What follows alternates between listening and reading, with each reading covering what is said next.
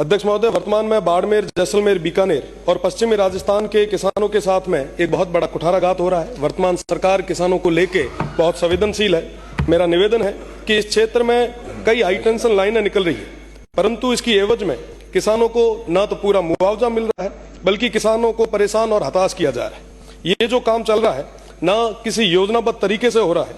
कोई जो सर्वे हुआ है वो सर्वे को छोड़ के बाकी जगह अवैध तरीके से ये काम जो हो रहा है। मेरा निवेदन रहेगा कि इस और ध्यान रखा जाए। साथ ही साथ जो हमारे अन्नदाता है उनके हक और अधिकारों की सुरक्षा करना हम सभी की जिम्मेदारी है और प्रदेश की सरकार इसको लेके एक कोई ठोस कदम उठाए।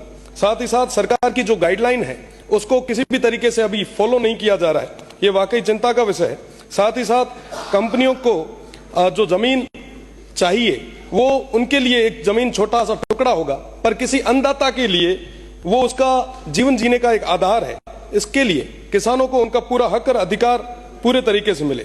हमारे उस क्षेत्र में किसानों के पास भूमि बहुत कम है और कई सारे किसान ऐसे हैं जिनके पास 5 से 7 बीघा जमीन ही है। एक पोल की वजह से वो पूरी जमीन कहीं ना कहीं कवर हो जाती है, जिसके कारण वो खेती करने में भी असमर्थ है।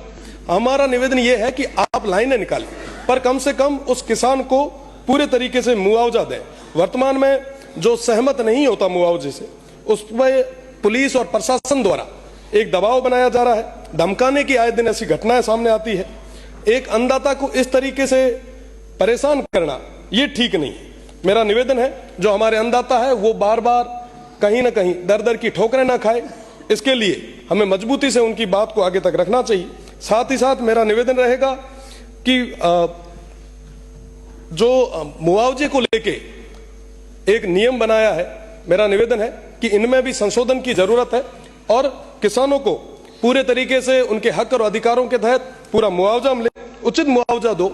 और आप लाइनें निकालो, हम लाइनों के विरोध में नहीं है, हम किसी भी तरीके से विकास के विरोध में नहीं है, पर विकास के नाम पर किसान के साथ में इस तरीके से अनैतिक जो घटनाएं घटित हो रही है ये चिंता का विषय है। और ये सिर्फ बाड़मेर का नहीं बल्कि पूरे पश्चिमी राजस्थान का है। तो मुझे लगता है कि संवेदनशील सरकार आने वाले समय में किसानों के हित में फैसला लेगी।